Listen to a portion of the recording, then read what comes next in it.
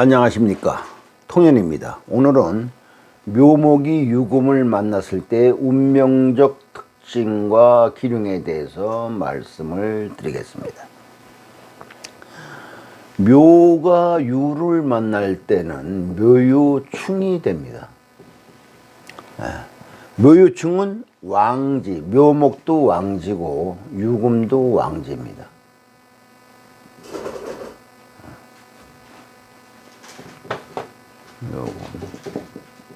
유금도 왕지죠. 그래서 묘유충은 왕지충입니다. 왕지의 충이고 금목의 충이죠. 금목의 충. 왕지는 시간이 지속돼서 일정 부분 시간이 진행됐다는 뜻입니다. 그러니까는 우리가 이제 생왕고로 이렇게 가잖아요. 생왕고. 그 생지는 처음 시작하는 기운이고 왕지는 생지에서 출발해서 시간이 거의 같다는 얘기죠. 그래서 왕지는 생지라는 것에서 진행돼서 왕지라는 곳으로 연결된 형태이지요. 생지는 시작, 왕지는 마무리입니다. 여기 생지는 시작이고 왕지는 마무리다 이거죠. 지지 입장에서 음양을 보면은 생지는 양이고 왕지는 음입니다. 천간으로 한치하면 천간의 양간, 음간이 되는 것이죠. 왕지는 시간의 경과, 일정 부분 시간이 투자된 상태입니다. 왕지의 축은 시간이 경과되고 투자된 것 때문에 하던 일을 버리는 것이 아니고 하던 일의 결과에 맞춰서 변형을 하게 되는 겁니다. 생지는 막 시작한 것이기 때문에 시간 투자가 별로 없습니다.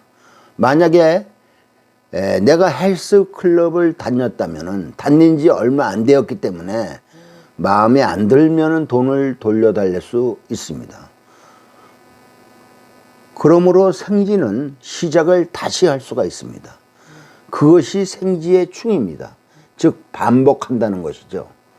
시작에 대한 수정이 생지의 충입니다. 그런데 왕지의 충은 마무리에 대한 수정입니다. 도표로 보면 우리가 1서부터 10까지를 목표로 이제 설정을 한다 그런다면은 요것을 2대 8이나 3대 7로 우리가 구분을 할 수가 있습니다. 동양식 수리 개념은 3대 7이고 서양식 수리 개념은 2대 8입니다.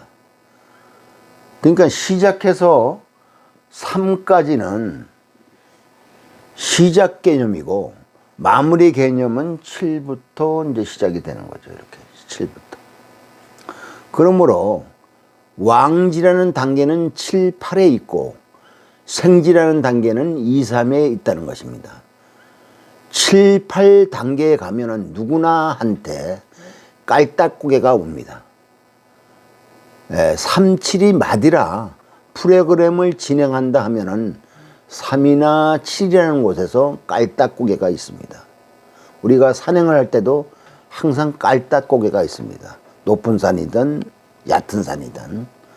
그래서 우리가 무슨 일을 진행할 때도 그 마디가 있어 갖고 그 3과 7이라는 그런 기간에 어려움이 닥칩니다.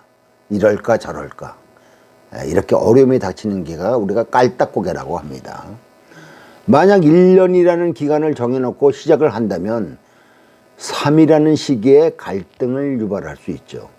1의 마무리는 7이라는 시기에 마무리 갈등을 겪게 됩니다.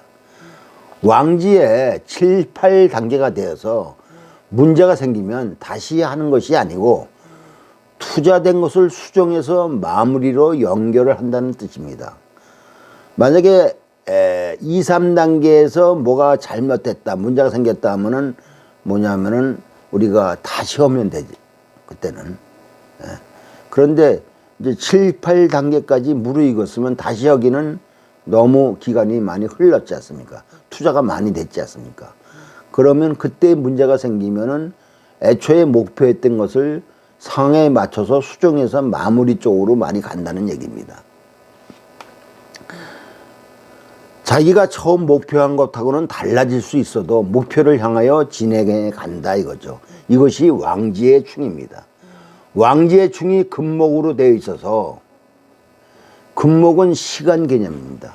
왕지의 충은 이렇게 금목으로 되어 있는데 이렇게 금목은 시간 개념이죠. 금목은. 그러니까 시간을 수정해서 공간으로 연결하는 것입니다.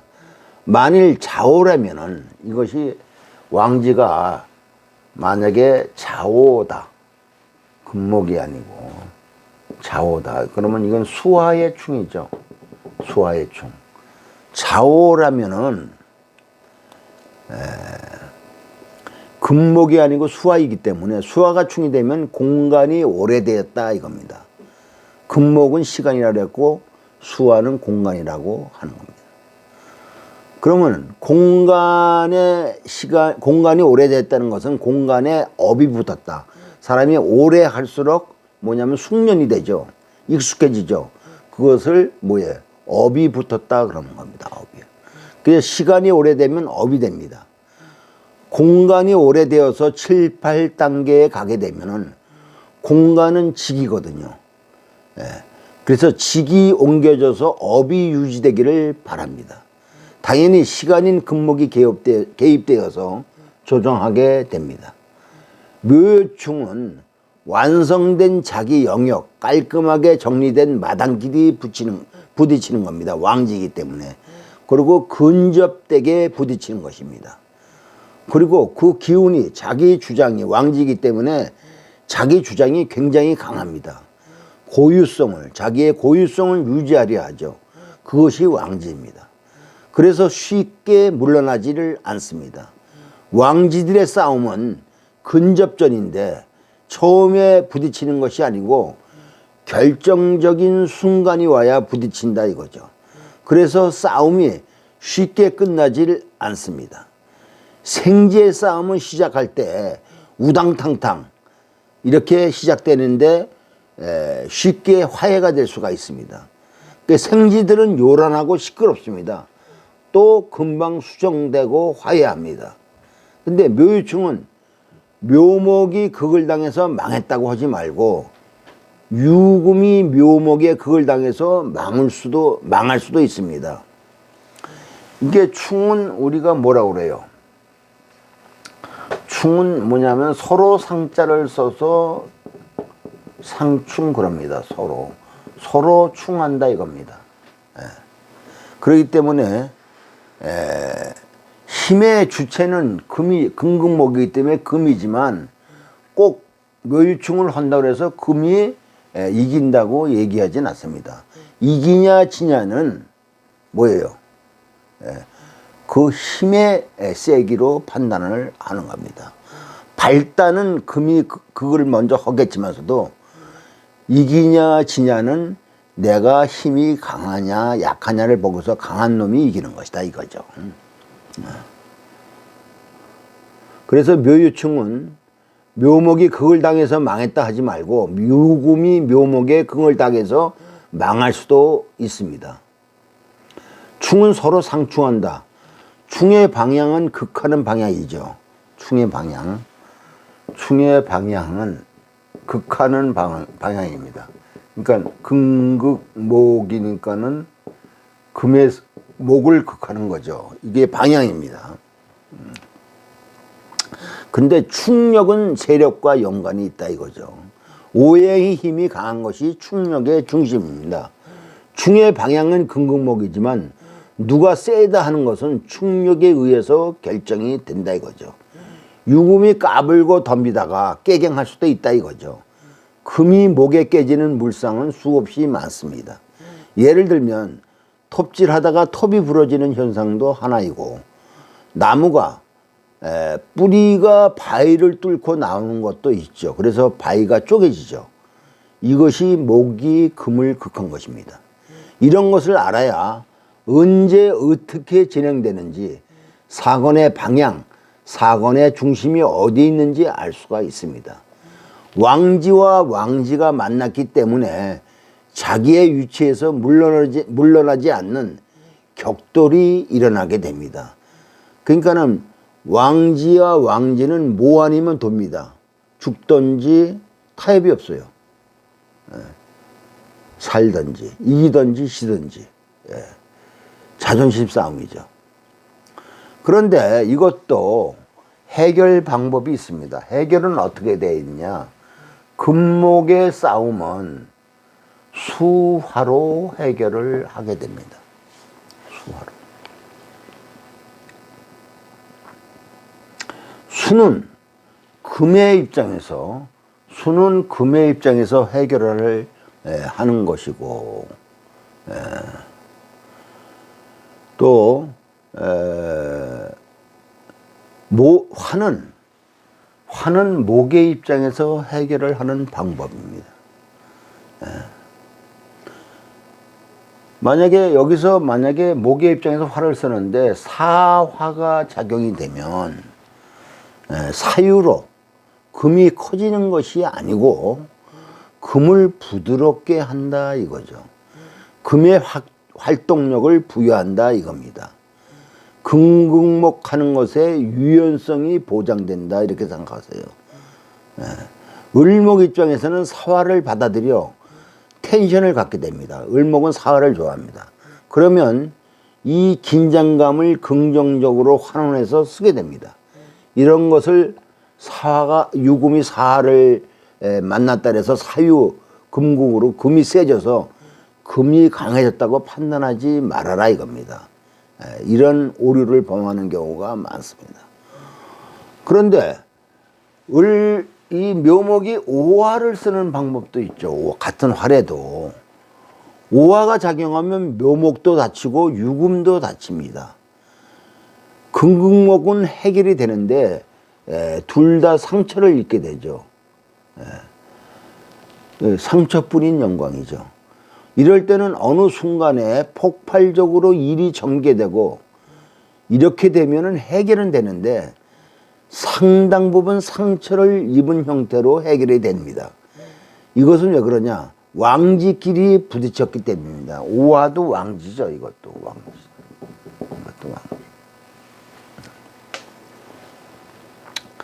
왕지끼리 만나면 음과 음끼리 부딪히면은 양이 있어야 되고 양과 양이 부딪히면은 음이 개입해야 됩니다. 남자끼리 싸우면 여자가 개입하면 해결되고 여자끼리 싸우면 남자가 개입하면 해결이 됩니다. 그래서 아까 이 묘유충을 사화로 해결할 때는 이게 음 아닙니까? 여자끼리 싸우는데 남자가 개입을 해서 해결하는 거죠. 근데 오화가 개입이 되면 전부 다 음이죠. 그러니까 이건 해결이 돼도 상처뿐인 영광이다. 이걸 얘기하는 겁니다. 묘유충은 물상으로는 유금이 종이나 목탁으로, 유금을 이제 물상으로 보면 종이나 목탁으로도 비유할 수가 있습니다. 종을 치는 것 혹은 목탁을 치는 것으로 볼 수가 있는데 왕지라 서로 지지 않으려고 말싸움을 하거나 부정적이면 이게 또 수옥살도 되거든요. 수옥살. 그렇기 때문에 관제 구설이 생길 수도 있고 동분서주, 충하기 때문에 동분서주 바쁘게 움직인다로 해석할 수도 있습니다. 그리고 묘는 손가락, 발가락. 묘는 말초신경, 유는 골격이기 때문에 묘유충이 걸리면 골절, 관절 등이 상하거나 낙상을 조심해야 된다 이겁니다. 예를 들어서 설명을 하겠습니다. 정사생 계묘월 계유일 갑인시가 있습니다. 이사주는 이 월지에 식신 묘목이 있고 시지에 상관 목이 상당히 묘월달에 묘의 세력이 강하죠. 식상의 세력이 강하다 이겁니다. 그렇기 때문에 식상의 세력이 강화되는 것은 뭐예요? 자기 위주로 행동을 하겠다는 경향이 많이 있습니다.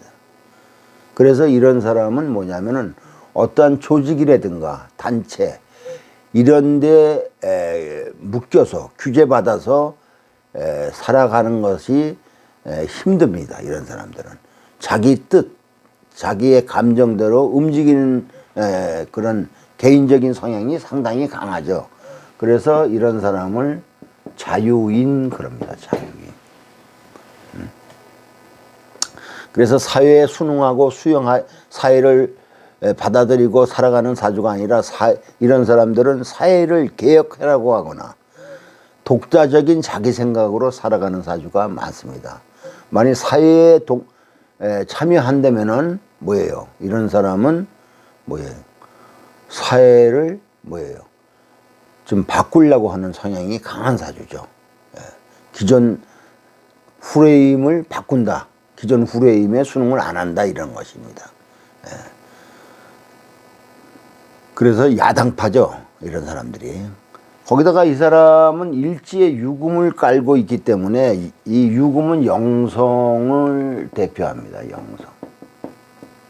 영성을 대표하기 때문에 영성이 상당히 강한 사주이다 이거죠. 우리가 이 사주를 전체적으로 볼 때 물상으로 보면 갑인이라는 당산나무에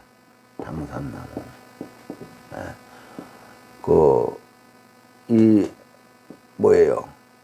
계래는 뭐예요? 옥수를 떠놓고 달이 비치는 곳에서 계유에다가 옥수를 떠놓고 정화 촛불을 켜고 기도하는 형상이다 이거죠. 그래서 이 사람은 영기나 무속기가 강해서 처음 본 사람을 이렇게 느낌으로 잘 맞춥니다. 이런 사람의 조상이 무속인이었다면 무속의 기운이 더 아주 강해져 유전받아 갖고. 그런데 이제 이 사주를 또 다른 관점에서 보면 군비쟁제되는 사주 아닙니까? 군비쟁제. 일체를 극한다. 군비쟁제되는 사주. 그래서 이 사람이 기해운에 천간으로 쟁제되고 지지로도 또 비겁이 왕해져 갖고 사화를 극하죠. 그러면 겁재가 왕해지지 않습니까? 그래서 이 사람이 그때 기해운에 땅을 사기당해서 샀습니다. 그리고 이제 기해 무술운은 이게 뭐예요? 천문성이죠. 천문성. 술의 천문성이죠. 그리고 사술 귀문간살이 들어오죠. 그리고 인유 귀문이 또 원진이 되고 이런 성향이 있기 때문에 무토산에서 사술 귀문의 특성이 있고 그래갖고 여기서 기도하는 무토산에서 기도하는 형상입니다.